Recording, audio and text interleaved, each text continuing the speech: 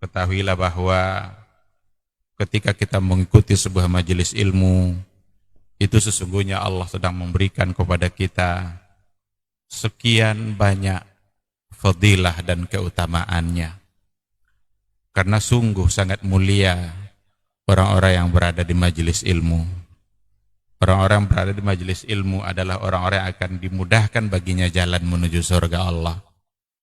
Dalam hadis dikatakan oleh Rasulullah sallallahu alaihi wasallam, "Man salaka tariqan yaltamisu fihi ilman, sahalallahu lahu tariqan ilal jannah." Barang siapa yang menempuh satu jalan di mana tujuannya adalah untuk mendapatkan ilmu, maka Allah akan mudahkan baginya jalan menuju surga. Surga itu perlu iman, dan mendapatkan surga itu perlu ilmu. Maka di majelis ilmulah kita bisa menumbuhkan iman kita, dan di majelis ilmulah kita bisa mendapatkan ilmu pengetahuan. Maka sering-seringlah menghadiri majelis yang bisa menambah iman kita dan juga bisa menambah ilmu, agar surga Allah itu benar-benar semakin dekat dengan kita bersama.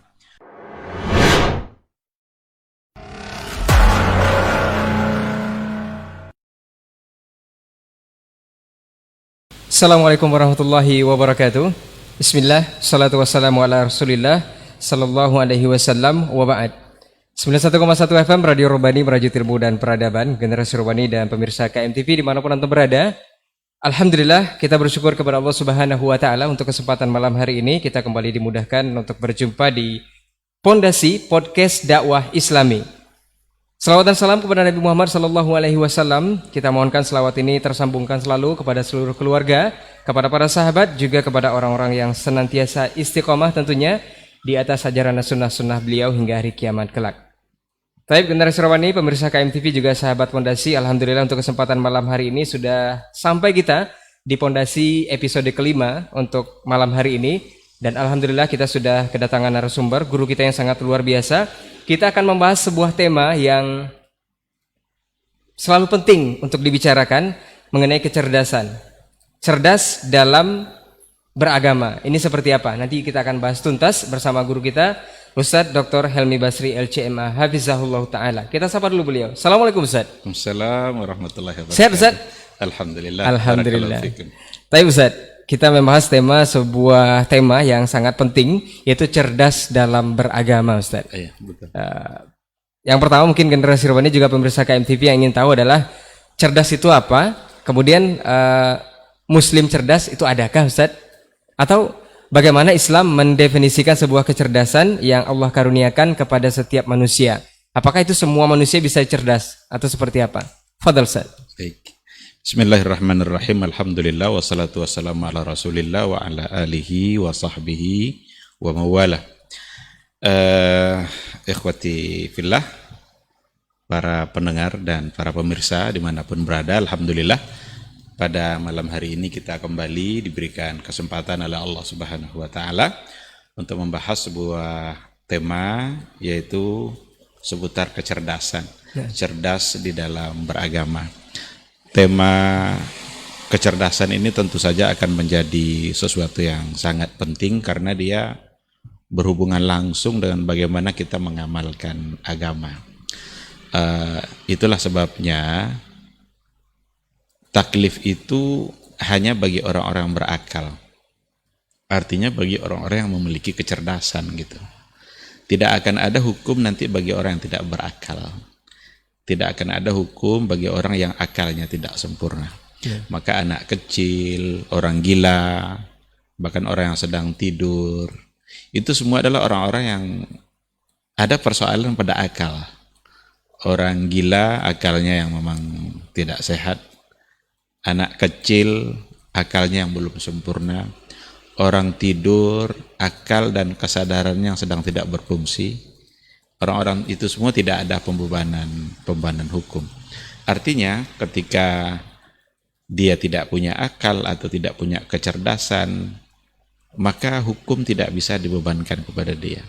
Akan ada banyak hal nanti kita temukan dalam Islam ini bahwa hukum itu memang harus dibebankan kepada yang berakal.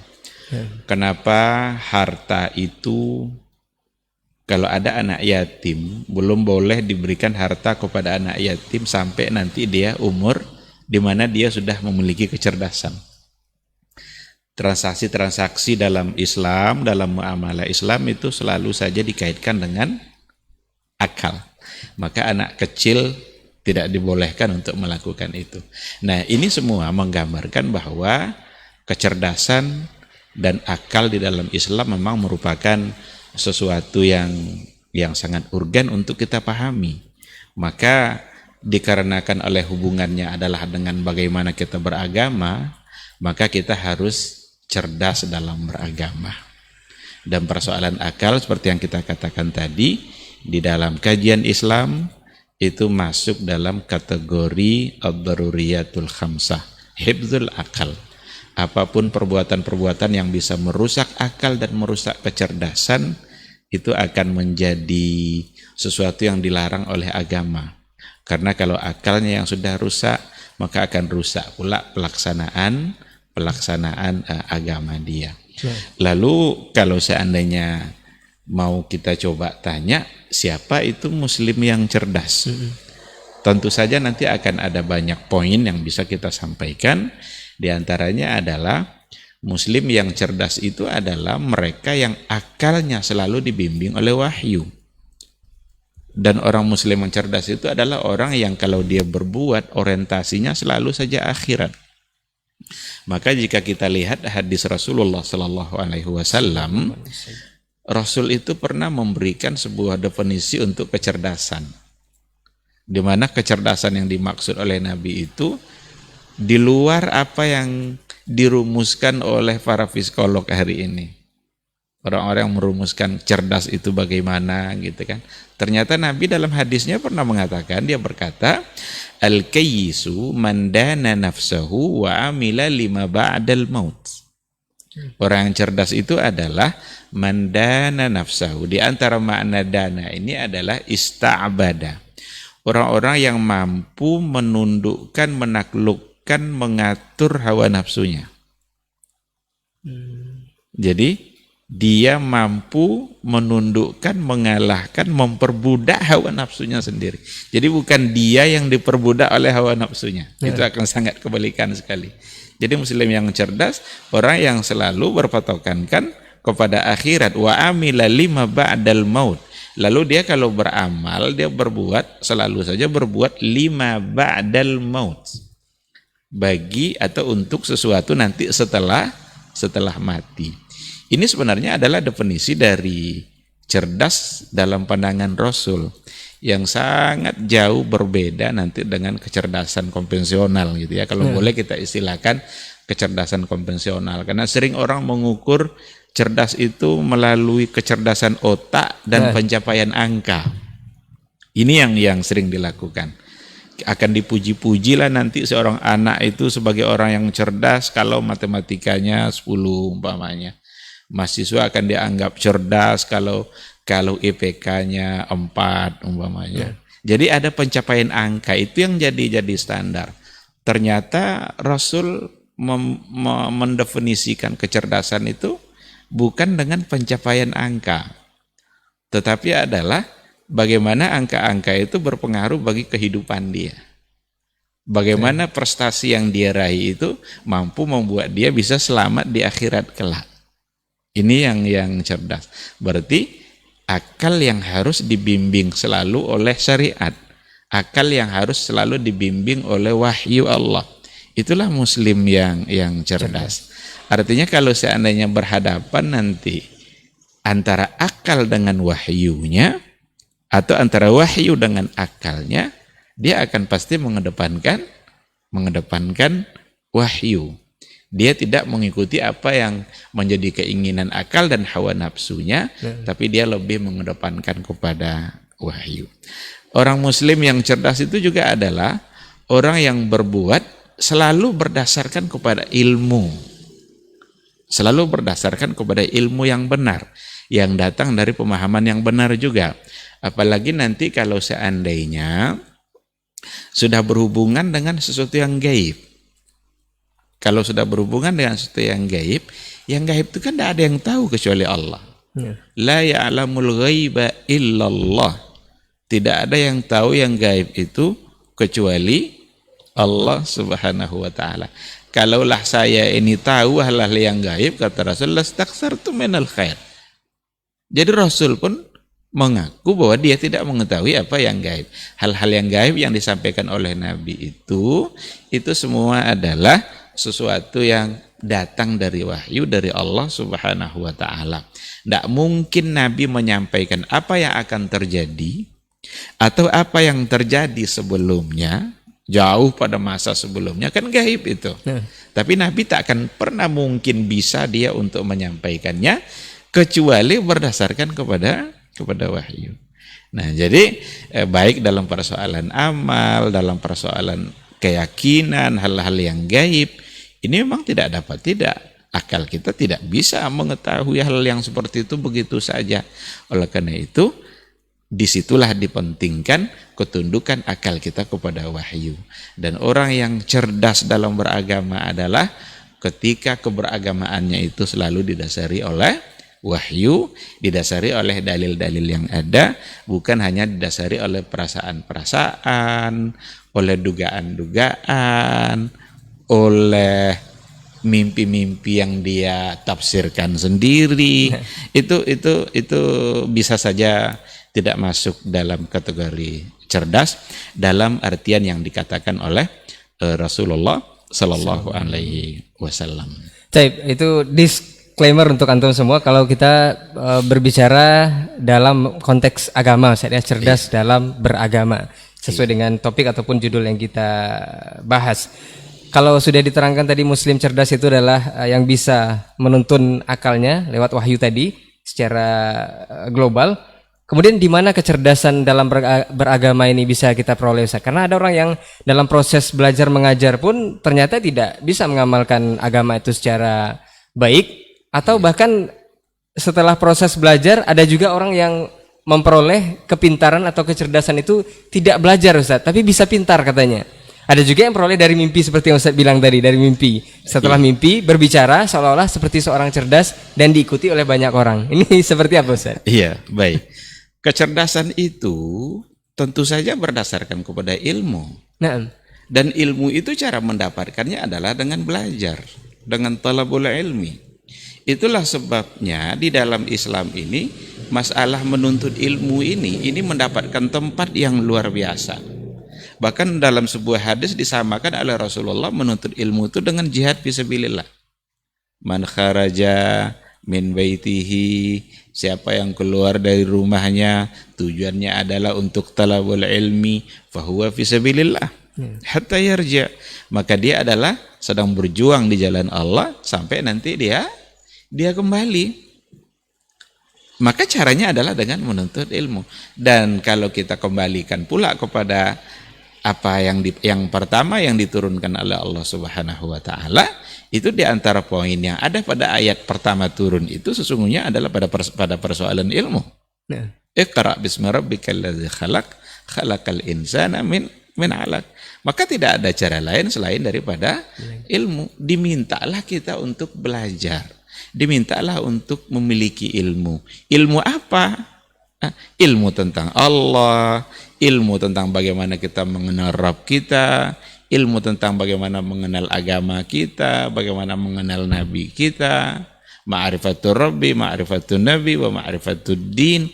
Itu semua adalah berdasarkan kepada ilmu. Ibadah yang dilakukan oleh seseorang itu haruslah berdasarkan kepada ilmu.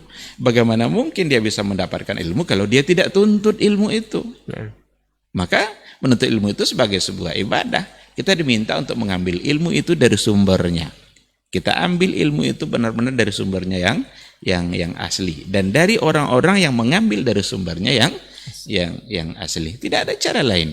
Adapun mendapatkan ilmu dengan berkhayal, bertafa di bukit mana, merenung atau berdasarkan kepada mimpi, barangkali tidak kokoh dasar keilmuannya. Apa Ustaz? Mungkin ilmu laduni, Ustaz. Ada enggak, Ustaz? Ada orang yang menafsirkan ilmu. Ilmu laduni semacam sesuatu yang tiba-tiba diberikan oleh Allah Subhanahu wa taala. Itu dalam hal apa dulu? Ilmu laduni dalam hal apa dulu? Barangkali mungkin ada semacam firasat umpamanya. Inna firasatal mu'min tanzuru binurillah. Firasat orang mukmin itu dia melihat dengan cahaya Allah. Itu ada dalam satu riwayat. Dikatakan seperti itu. Tapi kalau sudah berhubungan dengan persoalan agama, bagaimana kita beragama, apa yang harus kita laksanakan dalam agama ini tidak cukup dengan ilmu-ilmu laduni seperti itu. Karena yang namanya agama itu ya sebuah bentuk ketundukan kita kepada Allah yang tentu saja harus berdasarkan kepada ilmu yang benar. Yang dalam hal ini adalah wahyu Al-Quran dan Sunnah. Dan apa-apa yang bisa dipahami dari Quran dan Sunnah itu dan metode yang benar. Kan seperti itu. Nah, oleh karena itu kita mengajak semua kita umat Islam, mari sama-sama kita tingkatkan semangat belajar kita agar kita menjadi orang yang cerdas di dalam beragama. Dan Rasulullah Shallallahu Alaihi Wasallam itu adalah al-muallimul akbar. Guru besar itu sebenarnya adalah Rasulullah Shallallahu Alaihi Wasallam. Bahkan kata-kata guru besar mungkin masih belum cocok untuk Rasul karena terbayang oleh orang guru besar yang lain gitu kan. Tapi Rasul itu adalah al-muallimul awwal bagi umat Islam kita, umat Nabi Muhammad ini. Dialah yang menjadi guru utama, menjadi sang maha guru di dalam menyampaikan ilmu. Oleh karena itu, yang harus kita tuntut itu adalah ilmu yang memang diajarkan oleh Rasulullah Sallallahu Alaihi Wasallam atau pengetahuan yang memang dasarnya adalah apa yang telah menjadi dasar pengajaran Rasul dulu, yaitu Al-Quran dan Sunnah Rasulullah Sallallahu Alaihi Wasallam. Saya Ustaz, banyak berkembang saat ini Ustaz. Mungkin sudah rahasia umum Ustaz ya, sudah bisa dilihat karena perkembangan zaman dan teknologi juga. Jadi penyampaian ilmu atau penyampaian dakwah itu bebas diakses oleh semua kaum muslimin. Nah, warawiri kesalahan yang terjadi dalam penyampaian itu bahkan dari orang-orang yang notabene-nya dianggap cerdas Ustaz. Apakah ini memang cerdas secara pandangan Islam tadi seperti yang kita jelaskan? Dan apabila terdapat itu tidak sesuai dengan agama Islam atau sesuai yang dijelaskan tadi, apakah itu boleh diluruskan Ustaz? Iya. Nah, kalau seandainya ada sebuah kesalahan yang memang nyata kali itu sebagai sebuah kesalahan, maka kewajiban kita adalah untuk meluruskan. Orang-orang yang tahu kalau itu sebagai sebuah kesalahan, lalu dia mendiamkan, tidak meluruskan, itu sama dengan syaitanul akhras, sama dengan syaitan bisu. Nampak dia itu sebagai sebuah kesalahan dan nyata atau terang dia salahnya itu, maka harus disampaikan gitu, tidak boleh dibiarkan agar kesalahan itu tidak berkembang lebih luas gitu. Dan menyampaikan itu berarti mendakwahkan kepada al-haq. Dulu Rasulullah Shallallahu Alaihi Wasallam diutus di tengah-tengah kaum jahiliyah itu untuk merubah berbagai kesalahan yang memang nyata-nyata salah. Ada yang menyembah patung, ada yang menyembah banyak Tuhan. Datanglah Nabi untuk meluruskan. Karena itu sebagai sebuah kesalahan, maka Nabi datang untuk meluruskan. Meluruskannya dengan apa? Dengan wahyu. Dengan apa yang diturunkan oleh Allah Subhanahu wa taala. Ketika para ulama itu adalah sebagai warasatul anbiya, pewaris para nabi, berarti pewaris para nabi ini juga punya fungsi yang sama. Jadi fungsi Rasul dalam merubah kesalahan itu pindah kepada tangannya para ulama. Maka ulama-ulama yang mengetahui bahwa itu sebuah kesalahan, jelas itu sebagai sebuah kesalahan, maka dia berkewajiban untuk menyampaikannya. Namun memang ini nanti akan ada semacam dalam agama ini kan ada sesuatu yang nyata-nyata jelas sebagai sebuah kemungkaran, kesyirikan itu sebagai sebuah kemungkaran gitu kan, karena itu bertentangan dan pondasi dalam beragama, di mana tauhid itu sebagai pondasi yang harus dibina lebih awal, harus dibangun secara kokoh, dan tidak boleh mensyirikkan Allah itu dengan sesuatu apapun, kan, dengan meskipun dengan malaikat yang paling dekat dengan Allah, dengan nabi yang diutusnya, tidak boleh untuk disirikkan. Jadi ketika ada kesirikan maka mesti disampaikan. Namun ada hal-hal nanti yang barangkali masuk dalam kategori persoalan ibadah, di mana dalam masalah ibadah ini memang perlu juga dipahami secara baik. Ada hal-hal yang disepakati, ada hal-hal yang tidak disepakati. Seandainya kesepakatan itu ada, oke. Kalau yang menyimpang dari kesepakatan, maka wajib untuk diluruskan, wajib untuk disampaikan. Kalau ada orang bilang sholat itu sekarang wajibnya cuma 3 kali, dan ada itu. Ada yang bilang tak ada perintahnya, Ustaz. Bahkan ada pula yang bilang tidak ada perintah sholat di dalam Al-Quran. Mungkin yang berada itu bukan perintah sholat, bukan perintah sholatnya gitu ya, tapi yang lima waktu. Sebenarnya kalau dianalisa ayat-ayat yang ada itu sudah mengarahkan sebenarnya kepada lima waktu itu. Cuma jangan dicari ayat yang di situ ada khamsa marat gitu. itu memang tidak ada. Tapi ketika innas salata kanat 'alal mu'minina kitaban mauquta, kitab mauquta itu pada waktu-waktu yang sudah ditetapkan. Berarti itu mengarah kepada yang lima waktu. Salat di antara dua transisi siang ke malam gitu kan. Maksudnya satu maghrib, satu subuh. Berarti kan ada sebenarnya. Cuma ya mungkin usil-usil aja mungkin dalam berpikir, sehingga membuat orang menjadi heboh pula. Dan ketika sudah dimasalahkan, mulai dia ngeles kan. Saya bukan mengatakan tidak wajib sholat gitu kan. Cuma saya bilang tidak ada di Quran, tapi ada pada hadis. Ya kalau memang dia bilang seperti itu ya mudah-mudahan diampuni oleh Allah Subhanahu wa taala. Tapi yang meluruskan kesalahan ini itu memang harus orang yang berilmu juga, harus, itu mesti. Tidak boleh semua orang ikut andil dalam meluruskan, itu tidak boleh juga, harus orang yang berilmu. Bagaimana mungkin dia bisa meluruskan kalau dia tidak paham? Kalau diluruskan nanti oleh orang yang tidak mengerti, tambah bengkok dia. Tidak, persoalan tidak selesai, tapi mungkin bisa menimbulkan masalah yang baru gitu. Nah, disinilah pentingnya untuk berilmu. Maka orang berilmu itu punya kedudukan yang sangat tinggi di sisi Allah. 2 hal kalau mau tinggi dan mulia di sisi Allah: iman 1, ilmu 1. Yarfa'illahu allazina amanu minkum wallazina utul ilma darajat. Allah angkat tinggi itu derajat. Siapa itu?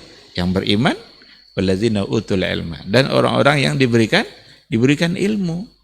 Maka kejarlah, raihlah, belajarlah terus.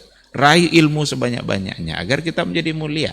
Karena orang berilmu itu dia yang akan bisa mengetahui mana yang hak, mana yang batil, dan dia juga punya kewajiban dan tanggung jawab untuk meluruskan kesalahan yang ada. Bagaimana kalau yang diluruskan itu juga merasa cerdas dan merasa benar? Kan itu kadang yang terjadi kan. Maka kita punya standar. Kebenaran itu kan punya standarnya. Tidak oleh akal kita. Kalau kebenaran itu diukur oleh akal siapa yang mau kita pakai? Semua orang punya akal. Tapi ketika kebenaran itu diukur melalui keberadaan wahyu Al-Quran dan Sunnah, kita punya ada barometer kita. Nggak bisa kita cuma ngaku-ngaku. Kan kami benar. Tengok dulu, kenapa Anda ngaku-ngaku benar? Seandainya memang, tadi kan kita katakan, ada di antara persoalan itu masalah fikih umpamanya. Masalah fikih kan ada yang disepakati, ada yang memang diperselisihkan. Ketika perselisihan itu didasarkan kepada dalil-dalil yang ada, dan memang dalil muktabar yang bisa dipertahankan atau bisa dipegang, tidak apa-apa. Itu memang tidak akan bisa disatukan itu sampai kapanpun itu. Karena masing-masing punya dalil gitu. Tinggal lagi mungkin melihat sisi yang mana yang paling sering dilakukan oleh Rasul. Meskipun kalau ada dua-duanya dalil dan sahih, berarti dua-duanya pernah dikerjakan oleh Rasulullah Shallallahu Alaihi Wasallam. Kayak Bismillah itu jahar atau tidak, itu sekira tidak perlu diperdebatkan lagi. Dia punya dalil-dalil yang ada. Doa iftitah itu Allahumma ba'id atau wajahtu. Ternyata memang ada banyak riwayat di mana Nabi membaca doa iftitah, bahkan bukan hanya dua. Kalau kita baca riwayat yang disampaikan dalam bukunya Fikih Sunnah, bukunya Said Sabiq, itu ada banyak riwayat sekali tentang doa iftitah gitu. Nah, jadi kalau memang berdasarkan dalil oke. Tetapi yang ndak khilafiyah itu jangan khilafiyahkan gitu. Nah. Ini kadang ndak ada dalilnya, ndak ada dia punya alasan kecuali hanya dengar-dengar dari orang-orang dahulu saja tanpa ada sedikit pun bisa mengemukakan dalil. Kalau sudah seperti itu, ya otomatis cerdaslah dalam beragama. Disinilah perlu kecerdasan dalam beragama. Siapa itu? Orang yang akalnya selalu tunduk kepada wahyu, tunduk kepada Quran dan Sunnah. Jelas ini tidak ada dalilnya. Ini yang ada, dan dalil yang ada ini menyalahi apa yang dikerjakan. Ya udah, kenapa tidak mau meninggalkan? Cerdas dalam beragama seperti itu. Jadi dia akan siap meninggalkan. Tengok Umar bin Al-Khattab. Contoh Umar bin Al-Khattab itu kan sangat cerdas dalam beragama. Semua orang yakin Rasul sudah wafat. Umar bilang enggak katanya. Jangan coba-coba bilang Rasul wafat. Rasul ini sama seperti Nabi Musa, dipanggil oleh Allah 40 hari nanti balik lagi. Tapi ketika Abu Bakar membacakan ayat, wa ma Muhammadun illa rasulun qad khalat min qablihi rusul, Abu Bakar membacakan ayat itu, Umar tidak sadarkan diri, lalu kembali siuman sadar, dia merubah keyakinan awalnya. Oh iya, Rasul wafat. Jadi ketika sudah ada dalil, tunduk dia pada dalil. Ini cerdasan. Ya. Nah, sikap seperti itulah yang harus ada pada hari ini. Sehingga jangan dianggap nanti ketika ada satu kesalahan yang nyata itu sebagai sebuah kesalahan, lalu dibenarkan. Masa kamu aja masuk surga? Masa kami dihukumkan masuk neraka? Ini sudah basi ini, bahasa-bahasa gini udah basi ini. Kita justru bukan memasukkan orang ke neraka, ingin mengajak sebanyak-banyaknya agar bisa masuk surga. Jadi nggak usah diulang-ulang lagi bahasa-bahasa seperti itu. Kan sering kali muncul. Ketika mencoba untuk meluruskan sesuatu berdasarkan hadis, nanti muncul komentar-komentar. Memang elu aja yang masuk surga. Memang begini, memang orang neraka semua. Kamu pemegang kunci surga, itu bahasa basi itu. Nggak usah diulang-ulang lagi. Cerdaslah dalam beragama. Tundukkan akal Anda kepada apa yang diatur oleh Allah dan oleh Rasul. Kita ini ciptaan Allah. Allah menciptakan kita, dia juga yang lebih paham apa yang dibebankan kepada kita. Dan semua yang dibebankan oleh Allah kepada hambanya, semuanya adalah untuk kebaikan hambanya, tak satu pun untuk kebaikan Allah. Allah tak pernah membutuhkan taat kita. Allah tak pernah mendapat keuntungan dari amal saleh yang kita lakukan. Yang mendapatkan keuntungan dari amal saleh dan ketaatan itu adalah si pelakunya. Allah sudah siapkan surganya, sudah siapkan ganjarannya bagi orang-orang yang mentaatinya. Sebagaimana Allah juga siapkan ganjaran bagi orang-orang yang mendurhakainya. Ustaz, mungkin antum bisa simak itu untuk Langitkan Tauhid, nanti bisa simak episode kita sebelumnya, Bumikan Al-Quran dan Langitkan Tauhid, seperti yang Ustaz barusan bilang ya, untuk taat dan patuh kepada Allah Subhanahu wa taala. Kita menyambung dari penjelasan tadi Ustaz. Kalau memang meluruskan itu adalah orang yang berilmu, ada ungkapan Ustaz, entahkah ungkapan ini atau hadis atau pepatah. Katanya sampaikanlah dariku walau satu ayat, itu hadis Rasul kalau tidak salah Ustaz. Bolehkah kita berdakwah atau menyampaikan berdasarkan hadis ini, orang bebas berdakwah kemana saja? Tapi ada juga yang mengatakan berdakwah itu harus dengan ilmu. Ada juga yang mengatakan berdakwah tanpa ilmu itu tidak dibenarkan. Bagaimana sinkronnya dengan hadis ini, Ustaz? Atau maksudnya seperti apa, Ustaz? Iya, kalau kita lihat ayat Al-Qur'anul Karim, kan ada kan firman Allah Subhanahu wa taala di dalam surat Yusuf ya, kalau nggak salah itu. Nah, Qul hazihi sabili ad'u ilallah ala basirah ana wa manittaba'ani. Jadi qul hadhihi sabili, katakanlah ini jalan saya. Ad'u ilallah, saya berdakwah mengajak orang kepada Allah ala basirah. Ala basir. Basirah itu penguasaan, pemahaman yang sangat dalam dan detail. Itu basirah. Dan Nabi mengatakan seperti itu. Ana wa manittaba'ani, saya dan juga orang-orang yang mengikuti saya. Nah. Berarti orang-orang yang mengikuti Nabi dalam berdakwah, maka dia juga harus berdakwah ala basirah. Ini ayat ini sangat menarik untuk dianalisa dalam amalia dakwah gitu ya, dalam kerja dakwah. Di mana Rasul berkata, ayat ini mengatakan bahwa ala basiratin ad'u ilallah. Saya berdakwah kepada Allah, mengajak orang kepada Allah. Jadi dakwah kita itu benar-benar mengajak orang kepada Allah, kepada agama Allah, kepada syariat Allah, bukan kepada selain itu. Jadi berdakwah itu bukan mengajak orang kepada mazhab, bukan mengajak orang kepada kelompok dia. Kelompok itu barangkali hanya jalan untuk menuju Allah Subhanahu wa taala. Tapi intinya adalah ajakan itu harus murni kepada Allah Subhanahu wa taala. Ketika kita ajarkan orang dalam perkara ibadah, dalam perkara sholat, dalam perkara puasa, maka kita harus mengajarkan mereka terhadap persoalan ibadah itu yang telah diajarkan oleh Rasulullah Sallallahu Alaihi Wasallam. Maka ala basiratin yang ada di ayat itu menggambarkan bahwa dakwah Nabi itu benar-benar di atas hujah, benar-benar di atas ilmu dan di atas penguasaan. Oleh karena itu hari ini para pendakwah, para mubalik juga tidak cukup untuk mengandalkan balighu anni walau ayah. Nabi mengucapkan itu sudah di akhir-akhir masa, bukan di awal-awal keislaman dia dulu. Tetapi ketika dia mengerti dengan satu ayat, mengerti seluk-beluk isi dari ayat itu, paham dia sampaikan, bagus.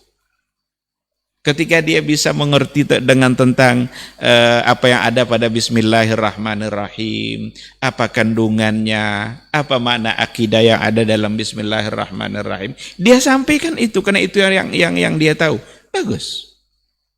Sangat tepat sekali. Dibolehkan saja? Boleh.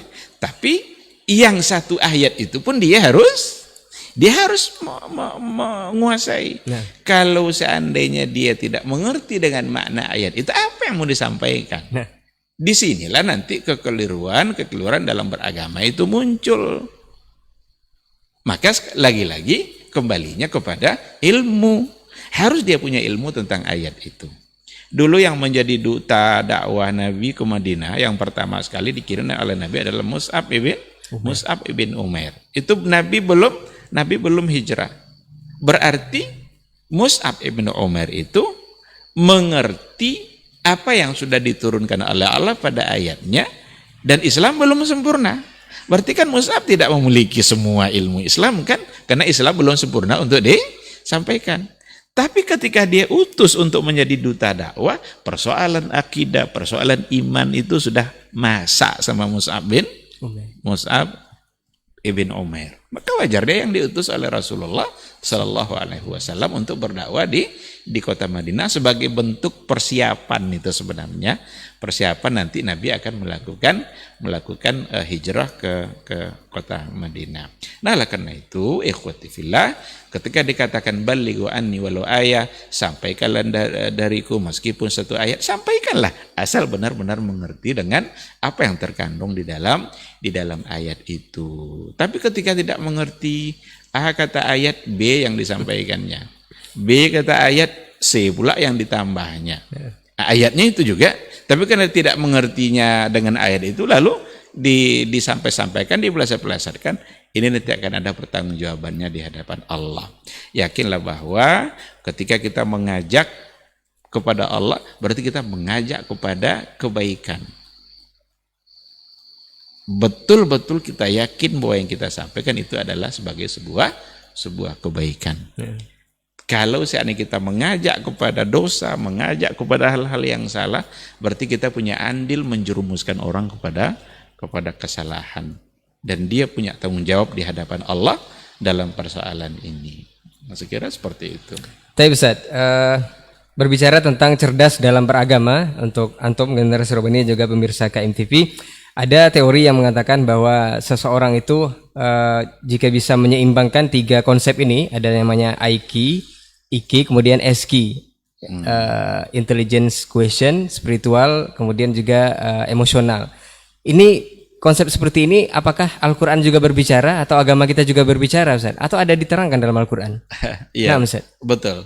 Jadi ada kecerdasan spiritual, ada kecerdasan emosional gitu ya, dan ada kecerdasan intelektual. Ini secara teori ya bisa saja orang menganggap itu teori baru kan. Tetapi agama kita sendiri jauh sebelumnya. 14 abad yang lalu Al-Quran sudah membimbing bagaimana kita punya kecerdasan spiritual, kecerdasan emosional, kecerdasan intelektual, itu ada. Bahkan ibadah-ibadah yang kita lakukan itu, perintah-perintah agama dalam persoalan ibadah itu semuanya menuju yang 3 ini. Saya ambil contoh puasa umpamanya. Ibadah puasa, kalau kita baca ayat-ayat puasa dari 183 sampai 187. Ya kan? Itu tentang puasa itu, kutiba alaikumusiyam.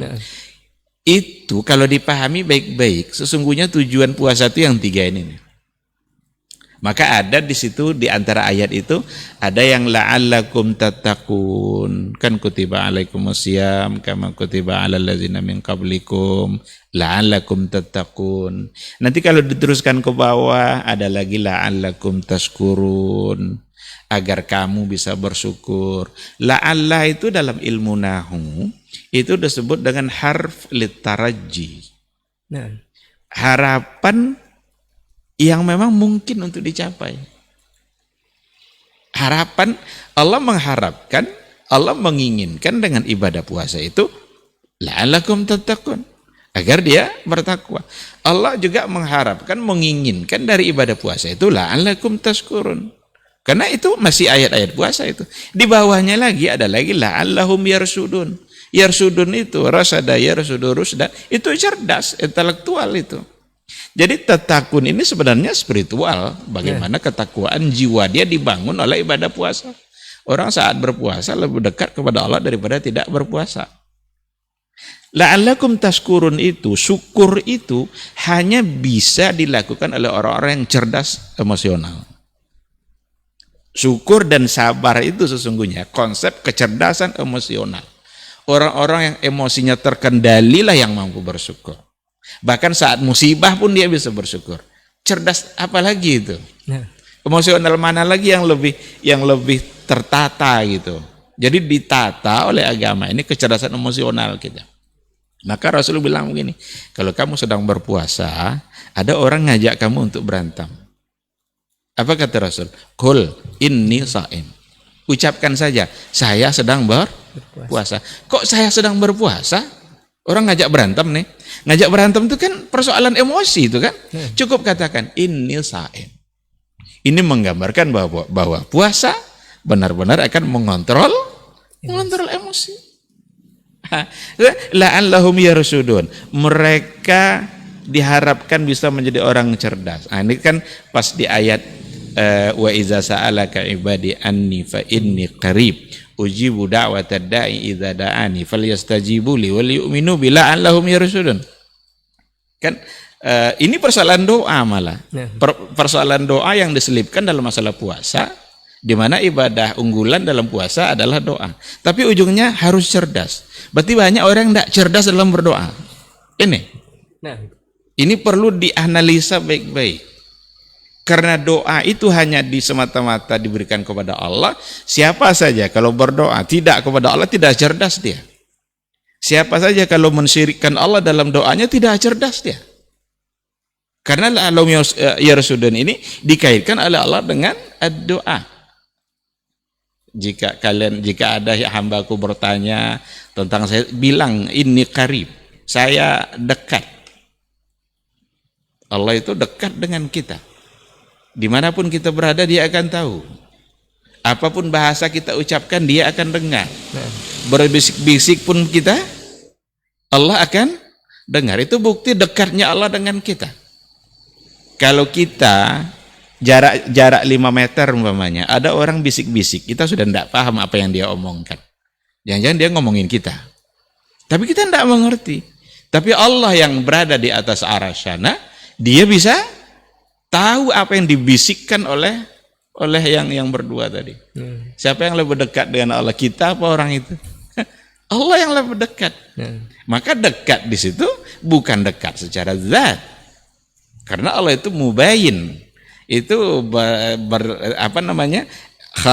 dia khalik, kita makhluk. Maka dia tidak akan pernah bersama dan secara zatnya dengan makhluknya.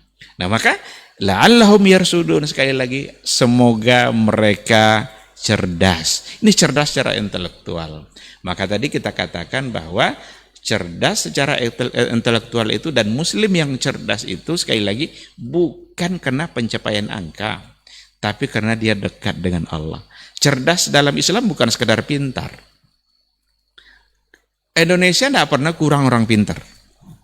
Bahkan orang tidak pintar pun disebut orang pintar. Itu dukun-dukun itu orang pintar semua. Karena yang datang ke dia orang bodoh semua. Jadi di antara yang ada itu dialah yang paling pintar kan, bisa dia membohongin orang itu kan. Nah, Indonesia tidak pernah kurang orang pintar itu. Yang kurang itu orang cerdas yang akalnya dibimbing wahyu. Orang cerdas yang benar-benar dia memberikan ketundukannya kepada agama Allah, kepada aturan Rasul. Itu yang kurang. Maka bagaimana pintar itu tidak sekedar pintar, tetapi kepintaran di mana akal dia harus dibimbing oleh wahyu. Maka la'allahum yarsudun itu cerdas, mereka bisa membedakan mana yang halal, mana yang haram, mana yang hak dia, mana hak orang lain, mana milik anak yatim, mana milik dia, mana milik masjid, mana milik pribadi. Jangan sama. Itu orang cerdas. Ya. Tapi kalau tidak bisa lagi dia membedakan uang nak yatim uang dia juga, milik masjid jadi milik dia juga, ini sesungguhnya adalah orang yang sangat tidak cerdas di sisi Allah Subhanahu wa taala. Itu baru puasa itu. Kalau kita ambil haji itu 3 ini tujuannya ini. Takwa juga, sabar. Haji coba. Bagaimana kita dibimbing untuk sabar menghadapi berbagai hal yang dilaksanakan, dan juga cerdas dalam artian yang tadi. Kita dalam melaksanakan ibadah haji itu kecerdasan kita dibuktikan nanti dengan bagaimana kita mengerjakan manasik haji benar-benar sesuai dengan yang diajarkan oleh Rasul. Khudhu anni manasikakum. Ambil dari saya cara haji kalian. Jangan ambil cara haji dari yang lain. Sehingga kalau seandainya dia tidak tunduk lagi kepada cara Nabi, dia tidak cerdas. Maka ketika kita mengukur semua sikap dan tindakan serta amal-amal yang kita lakukan, kita coba ukur, ini cocok tidak dengan yang diajarkan oleh Nabi. Kalau itu yang kita lakukan, berarti kita cerdas. Jadi untuk antum milenial mungkin yang baru hijrah atau yang baru saja melihat kita di podcast ini, ternyata konsep yang digadang-gadang oleh orang luar, Aiki, Eski, dan Iki ini sudah dibicarakan oleh kitab suci atau panduan kita dalam beragama, yaitu Al-Quranul Karim. Ternyata ada semuanya, Ustaz, ya. Betul. Masya Allah, tabarakallah. Tapi Ustaz, kita lanjut ke permasalahan berikutnya, Ustaz. Kalau memang konsep yang 3 ini sudah ada, sudah dibicarakan oleh Al-Quran, bahkan ibadah-ibadah yang diperintahkan semuanya mengandung ketiga unsur tadi sehingga kita menjadi seorang muslim yang cerdas. Nah, ini ada yang mengatakan kalau kecerdasan tertinggi itu Ustaz adalah bisa kita dekat dengan Allah dan memiliki karomah Ustaz. Karomah dalam arti bisa diperlihatkan dengan berbagai keajaiban yang terlihat oleh mata telanjang. Bahkan sekarang ini, mohon maaf ini ada yang mengatakan kalau orang cerdas itu, ada yang mengatakan orang cerdas itu mengatakan kalau ada hal-hal yang tidak masuk akal Ustaz. Seperti nanti di kemudian hari kita akan bisa melihat berbagai fenomena yang terjadi di film-film. Seperti di film-film ada yang bisa terbang Ustaz, ada yang tahan pedang atau seperti ini seperti apa ini fenomena seperti ini Ustaz? Apakah memang masuk kecerdasan juga atau bagaimana? Iya, la ilaha illallah. Jadi kalau dikatakan bahwa di antara bentuk kecerdasan itu ketika kita mengenali Allah, itu betul. Nah, Karena mau yang pertama kali yang harus kita kenali itu adalah Allah Subhanahu wa taala. Dia sebagai khalik kita.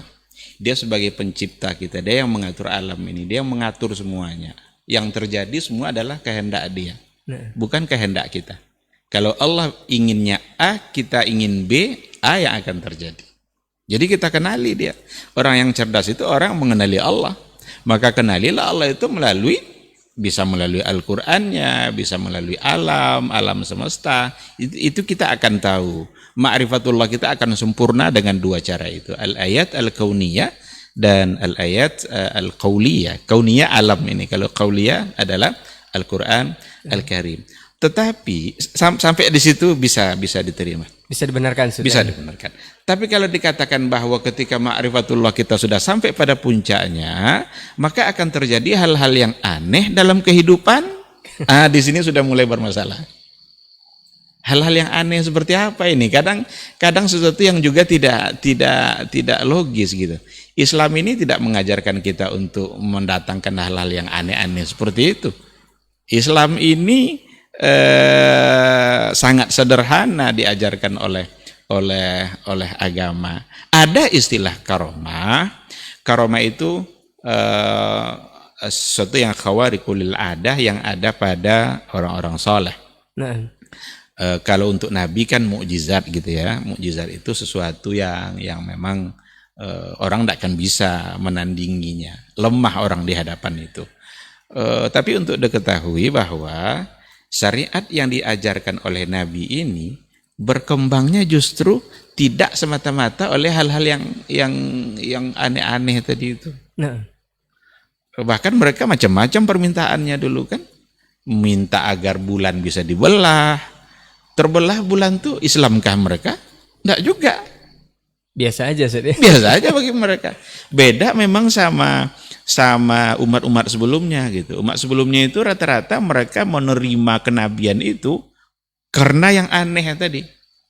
Kapan tukang sihir Nabi Musa atau tukang sihir Firaun itu beriman sama Musa? Ketika ia melihat tongkat bisa menjadi Ular. wah ini hebat ini. Kita tali bisa jadi ular. Dia tongkat ternyata ularnya lebih besar. Beriman dia.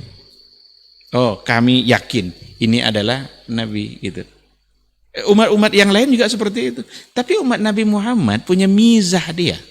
Islam itu diterima oleh kaum pada masa Nabi hidup dulu itu karena yang dibawa syariat yang dibawa oleh Nabi itu justru sangat sejalan dengan fitrah dan akal sehat. Berarti Afwan kalau boleh dikatakan kalau banyak cerita-cerita seperti yang kita dengar ini berarti balik ke zaman dulu berarti Ustaz ya. Zaman Nabi Musa Ustaz ya. Iya bukan untuk cerita Nabi Muhammad gitu. Enggak level berarti. Enggak level. Taib. Makanya kita yang hidup hari ini pun, para dai yang menyebarkan agama pun, enggak usah sebarkan agama dengan yang aneh-aneh itu. Nah. Lalu disebut sebagai sebuah karomah. Karomah itu untuk diketahui, itu tanpa ada rekayasa. Enggak ada rekayasa. Bukan dibaca nanti zikir nih, kalau saya baca zikirnya sekian ribu kali terbang saya. Itu rekayasa namanya itu. Satu poinnya bukan rekayasa Ustaz ya. Bukan rekayasa. Bahkan karomah itu mungkin saja yang punya karomah tadi tidak bisa lagi mengulang pada masa yang akan datang. Nah, dua. Kalau saya baca zikir nih, saya bisa jalan di atas air. Itu rekayasa dan akan berulang. Setiap kali baca jalan atas air. Setiap kali baca jalan atas air. Tetapi yang namanya karamah tidak seperti itu.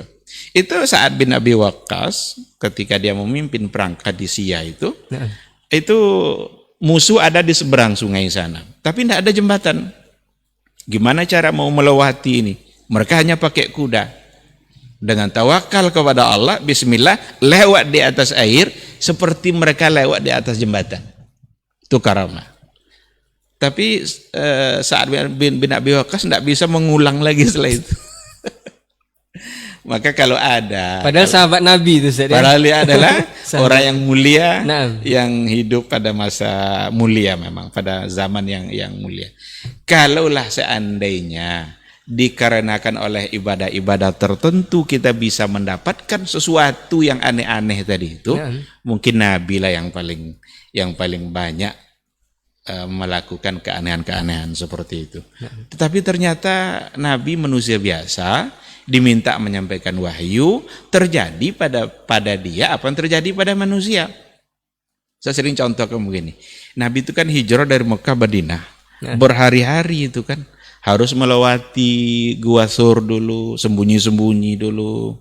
Ngapa ndak zikirnya Nabi terus terbang?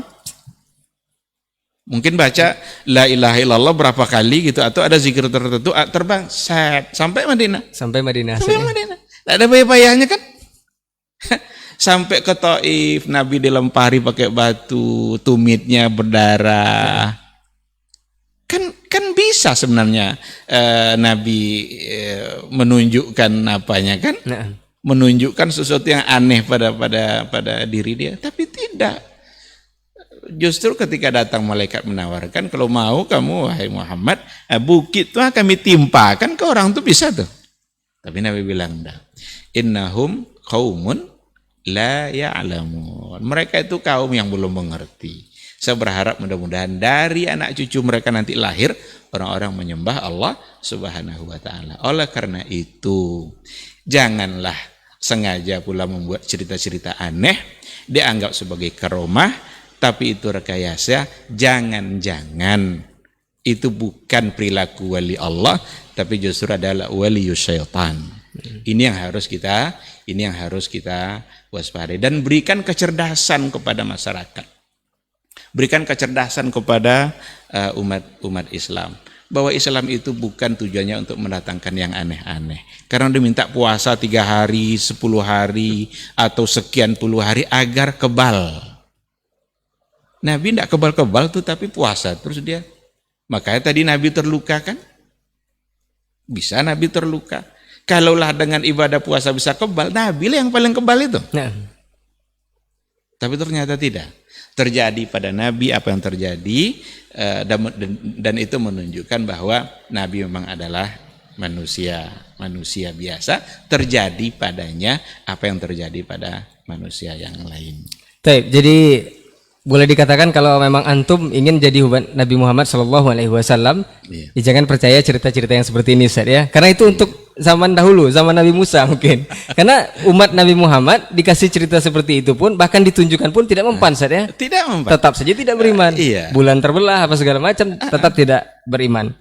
Ini poinnya yang perlu antum garis bawahi, generasi Robani dan juga pemirsa KMTV yang menyimak kita. Mungkin satu pertanyaan lagi, Ustaz.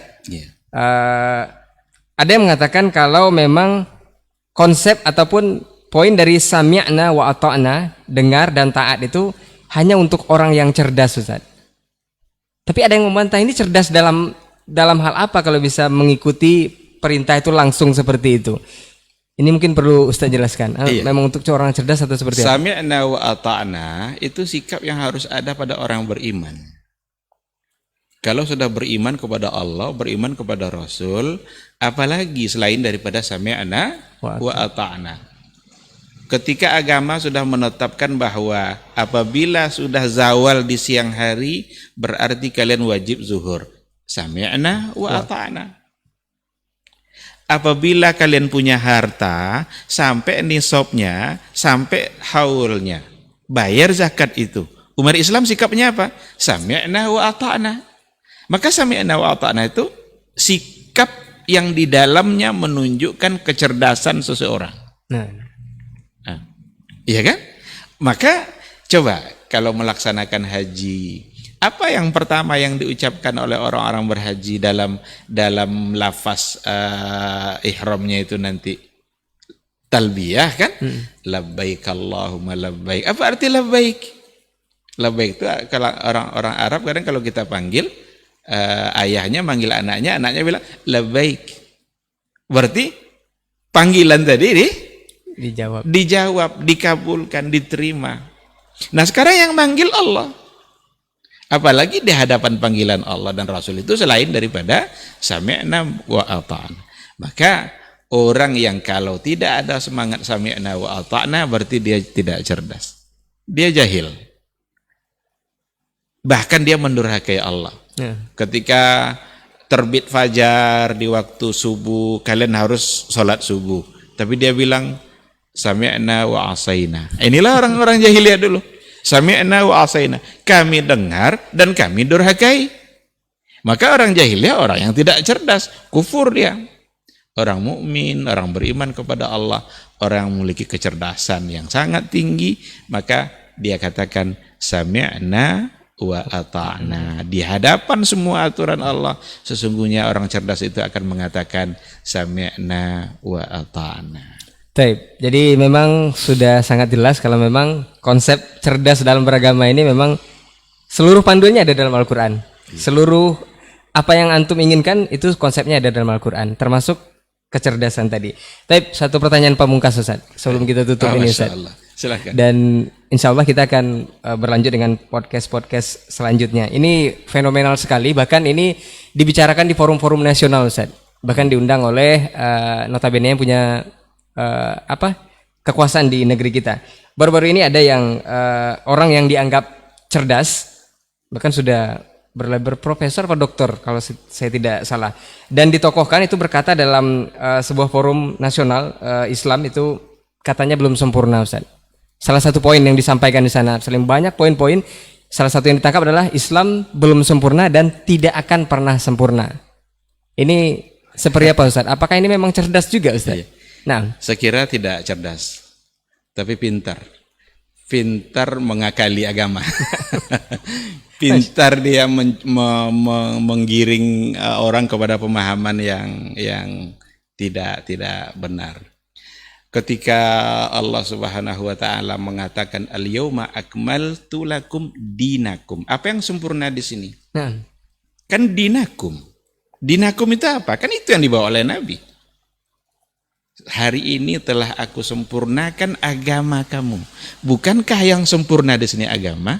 Lalu tiba-tiba dia mengatakan yang sempurna itu Nabi yang sudah selesai sempurna mengerjakan tugasnya. Tapi Islam tidak akan pernah sempurna karena tidak ada yang sempurna di dunia ini. Inilah yang pintar mengakali tadi itu. Diberikan oleh Allah dia akal, tapi akalnya tidak tunduk kepada apa yang dikatakan oleh Allah. Berarti tidak cerdas. Pahami baik-baik. Jelas agama sudah dikatakan sempurna. Maka dia sebagai agama terakhir.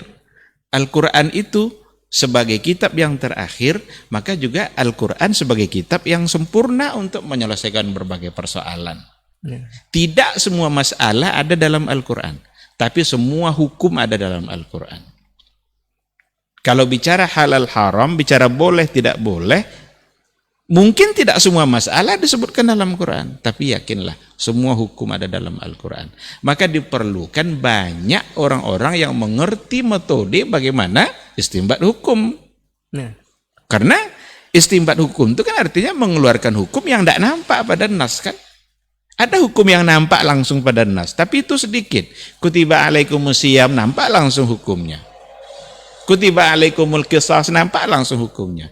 Tapi ada banyak ayat yang tidak nampak hukum tetapi bisa diistimbat. Istimbat itu artinya istikhraju al-ahkami minal khafa. Mengeluarkan hukum dan hukum itu tersembunyi tidak nampak pada nas. Perlu ada orang-orangnya. Orang-orang inilah yang harus dilahirkan dalam setiap generasi. Mereka orang-orang diberikan kemampuan oleh Allah menguasai kaidah-kaidahnya, kaidah usul, kaidah fikih, kaidah bahasa. Bagaimana mereka bisa beristihad dalam mengeluarkan hukum. Jadi tetap saja merujuk kepada Al-Quran dan Sunnah. Maka sudah sempurna Islam itu. Tidak boleh dikatakan Islam itu tidak sempurna. Apalagi dikatakan tidak akan pernah sempurna. Otaknya yang tidak sempurna. Jadi harus tunduk. Berikanlah ketundukan akal kita ini kepada Al-Quran dan Sunnah. Kalaulah tidak sempurna, apalagi yang mau ditunggu? Bukankah Islam yang dibawa Nabi sebagai agama terakhir? Bukankah Nabi Muhammad Nabi yang terakhir? Bukankah Quran juga kitab yang terakhir? Itu menggambarkan bahwa kesempurnaan itu ada pada apa yang dibawa oleh Rasulullah Sallallahu Alaihi Wasallam. Perkara tidak semua hukum ada dalam Al-Quran, betul. Itu yang apa? Tidak semua masalah disebutkan dalam Al-Quran, betul. Tapi semua hukum akan bisa ditemukan dalam Al-Quran dan dalam Sunnah Rasul. Maka semua masalah mesti dikembalikan kepada dua sumber utama ini dengan berbagai cara dan berbagai metode. Ini saya kira tidak akan cukup waktu untuk menyampaikan. Mungkin bisa kita ambil waktu khusus untuk membicarakan bagaimana metode di dalam mengistimbatkan hukum, dan agar kita paham bagaimana Quran itu bisa memberikan solusi untuk semua persoalan. Jadi boleh kita ambil kesimpulan, Ustaz, kalau memang ingin menjadi orang cerdas, ikut Al-Quran dan Sunnah Rasulullah Sallallahu Alaihi Wasallam. Dan untuk sederhananya, Ustaz, apakah jika kita sudah sami'na wa ata'na terhadap apa yang diperintahkan oleh Allah Subhanahu Wa Taala, itu sudah termasuk kita orang yang cerdas, Ustaz, ya? Iya, betul. Mudah-mudahan insya Allah. Generasi Robani dan pemirsa KMTV juga sahabat Pondasi, sepertinya waktu yang membatasi kita selesai di podcast untuk edisi hari ini, edisi malam hari ini bersama guru kita Ustadz Dr. Helmi Basri, LCMA Hafizahullah Ta'ala. Jazakallah khairan, Ustadz, untuk waktunya. Mudah-mudahan lain kesempatan kita akan sambung lagi, Ustadz. Afwan untuk semua salah kata dan gila bicara. Kita tutup dengan doa kafaratul majelis. Subhanakallahumma wa bihamdika asyhadu an la ilaha illa anta astaghfiruka wa atubu ilaik. Assalamualaikum warahmatullahi wabarakatuh. Waalaikumsalam warahmatullahi wabarakatuh.